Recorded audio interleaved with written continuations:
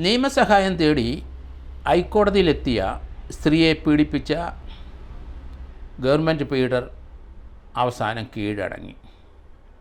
കഴിഞ്ഞ 1-2 മാസമായിട്ട് നമ്മൾ ഈ വാർത്ത കേൾക്കുന്നതാണ്. നിയമസഹായം തേടിയ ഒരു സ്ത്രീ ഹൈക്കോടതിയിലെത്തി. അവിടുത്തെ ഗവൺമെൻറ് പീഡറെ കണ്ടു.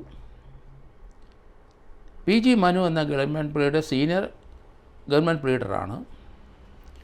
അദ്ദേഹത്തിനെ പല പ്രാവശ്യം കണ്ടു, സംസാരിച്ചു.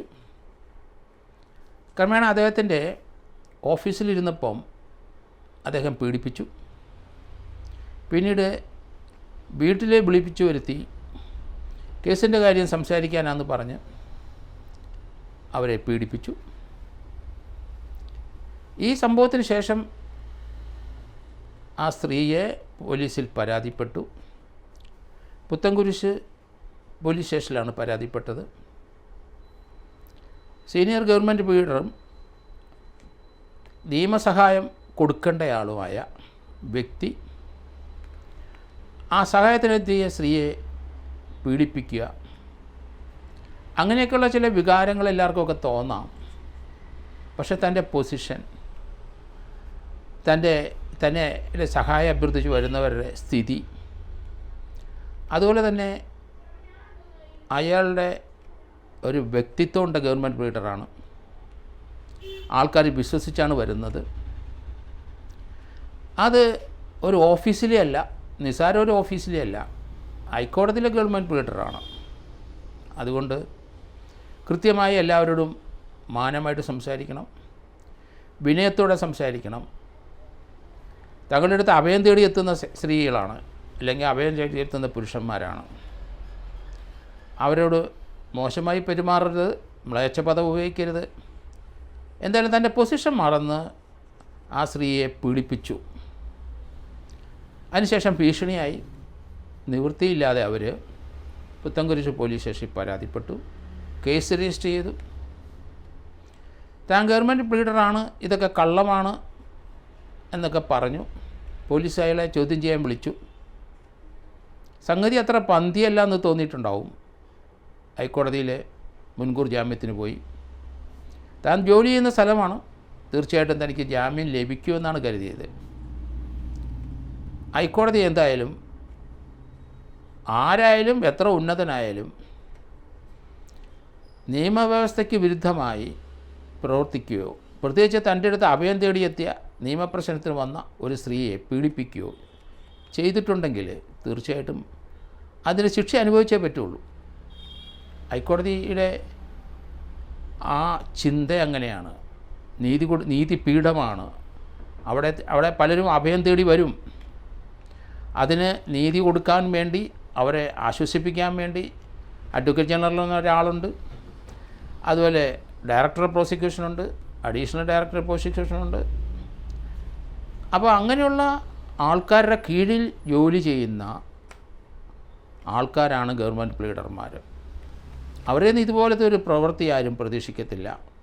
അവിടെ ചേരുന്ന അഭയത്തിന് പോകുന്ന, അല്ലെങ്കിൽ കൺസൾട്ടേഷന് പോകുന്ന, അല്ലെങ്കിൽ തങ്ങളുടെ കേസിനെ സംബന്ധിച്ചുള്ള വിവരങ്ങൾ അറിയാൻ പോകുന്നവരുടെ അടുത്ത് ഒന്നും ഇവരാരും അങ്ങനെ പ്രവർത്തിക്കാൻ പാടില്ല. ആ സ്ഥാപനത്തിനോടുള്ള അവഹേളനമാണ്, കോടതിയോടുള്ള അവഹേളനമാണ്. എന്തായാലും ജാമ്യം ലഭിക്കും എന്നാണ് മനു കരുതിയത്. PG മനുവിനെ പത്രക്കാരൊക്കെ ഇക്കാര്യത്തെപ്പറ്റി അഭിപ്രായം എന്താണെന്ന് ചോദിക്കുകയും അത് അനാവശ്യമായ കളവായ ഒരു ആരോപണമാണ് എന്നൊക്കെ തന്നെയാണ് മറുപടി പറഞ്ഞത്. പോലീസ് അദ്ദേഹത്തിനെ ചോദ്യം ചെയ്യാൻ വിളിച്ചു, വന്നില്ല. മുൻകൂർ ജാമ്യത്തിന് പോയി കേരള ഹൈക്കോടതി. ജാമ്യം കിട്ടുമെന്നാണ് മനു പ്രതീക്ഷിച്ചത്. കോടതി ജാമ്യം കൊടുത്തില്ല. പോലീസിൻ്റെ മുമ്പിൽ ഹാജരാക്, കേസിനോട് സഹകരിക്കുക എന്ന് കോടതി പറഞ്ഞു. ജാമ്യം ലഭിക്കാത്ത കൊണ്ട് പ്രശ്നം ഗുരുതരമാകുമെന്ന് കണ്ട് പോലീസിലേക്ക് ഡയറക്ഷൻ ഉണ്ടായിരുന്നു. പോലീസിൽ പോയി കീഴടങ്ങ്, അവർ അന്വേഷണത്തോട് സഹകരിക്കുക. സംഗതി പന്തിയല്ല എന്ന് കണ്ടപ്പം മുങ്ങി, നേരെ ഡൽഹി പൊങ്ങി. ഡൽഹിയിലെ സുപ്രീം കോടതിയിൽ മുൻകൂർ ജാമ്യത്തിന് അപേക്ഷിച്ചു. സുപ്രീം കോടതി മുൻകൂർ ജാമ്യം തള്ളി, ജാമ്യം കിട്ടിയില്ല. ഇനി ഇന്ത്യയിലെങ്ങും പോകാനില്ല, വേറൊരു മാർഗമില്ല. അതുകൊണ്ട് സുപ്രീം കോടതി പറഞ്ഞു 10 ദിവസത്തിനകം സറണ്ടർ ചെയ്യാൻ. ഏതായാലും ഒളിവിലിരുന്ന ആൾ രംഗത്ത് വന്നു. സുപ്രീം കോടതി ഡയറക്ഷൻ അനുസരിച്ച് ആ പുത്തൻകുരിശ് പോലീസ് സ്റ്റേഷനിൽ DYSP മുമ്പാകെ ഇന്ന് രാവിലെ സറണ്ടർ ചെയ്തു. പോലീസ് അറസ്റ്റ് ചെയ്യും, റിമാൻഡ് ചെയ്യും, ചോദ്യം ചെയ്യും, ആ അതിജീവിതയെ വിളിച്ച് കൺഫ്രണ്ട് ചെയ്യും. എന്തായാലും എത്ര ഉന്നതനായാലും ശരി, ഇതുപോലെയുള്ള പീഡന കേസുകൾ ആരോപണം വന്നാൽ പെട്ടത് തന്നെ ജാമ്യം തേടിയാൽ ജാമ്യം ലഭിക്കില്ല, കോടതി ജാമ്യം കൊടുക്കില്ല. പ്രത്യേകിച്ച് ഇത്ര ഉന്നത പൊസിഷനിലിരിക്കുന്ന ലീഗലിൻ്റെ ഒരു സർവീസിൽ അല്ലെങ്കിൽ ഗവൺമെൻറ് പ്ലീഡറായിട്ട് വർക്ക് ചെയ്യുന്ന ഒരാളാണ് ഇത്തരത്തിലുള്ള ഒരു പീഡനത്തിന് അയാൾ തുനിഞ്ഞത്. അതുകൊണ്ട് കോടതി ജാമ്യം നിഷേധിച്ചു, സുപ്രീം കോടതി നിഷേധിച്ചു. ഏതായാലും വരും ദിവസങ്ങളിൽ അദ്ദേഹത്തിനെ ഇന്ന് ചോദ്യം ചെയ്ത് ശേഷം നാളെ റിമാൻഡ് ചെയ്യും. ലോവർ കോടതി ജാമ്യം കിട്ടില്ല. ഏതായാലും ഹൈക്കോടതി തന്നെ പോകണം. ഹൈക്കോടതിയിൽ ഏതായാലും 2 റിമാൻഡിന് ശേഷം മാത്രമേ ജാമ്യം ലഭിക്കൂ എന്ന് ഞാൻ കരുതുന്നത്. ആദ്യത്തെ 14 ദിവസം കഴിഞ്ഞ ജാമ്യത്തിൻ്റെ കാര്യം പരിഗണിക്കുകയുള്ളൂ. ലോവർ കോടതിയിൽ, ജില്ലാ കോടതിയിൽ ജാമ്യത്തിന് അപേക്ഷിക്കണം. അവിടെ ജാമ്യം തള്ളിയ ശേഷം ഹൈക്കോടതി പോവുകയുള്ളൂ. ഹൈക്കോടതി ഇനി അത് തീർച്ചയായിട്ടും പരിഗണിക്കാനാണ് സാധ്യത, ജാമ്യം കൊടുക്കാനാണ് സാധ്യത. എന്തായാലും ഇതുപോലെയൊക്കെ പലരും പല കേസിനകത്ത് ഉൾപ്പെട്ടു പോകുന്നത് നമ്മൾ കണ്ടിട്ടുണ്ട്.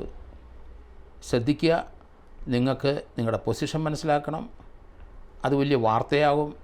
നിങ്ങളുടെ കുടുംബം, അല്ലെങ്കിൽ നിങ്ങളുടെ മക്കൾ, അല്ല ജോലി ചെയ്യുന്ന സ്ഥലത്തിൻ്റെ പ്രാധാന്യം. കേരളത്തിലെ ഏറ്റവും ഉന്നതമായ നീതിപീഠമാണ്, അവിടെ ജോലി ചെയ്യുന്ന ആളാണ്. ഇതൊക്കെയാണ്, ഇങ്ങനെയുള്ള ചിന്ത വരുമ്പോൾ ഇതൊക്കെയാണ് മനസ്സിൽ കൂടെ പോകേണ്ടത്.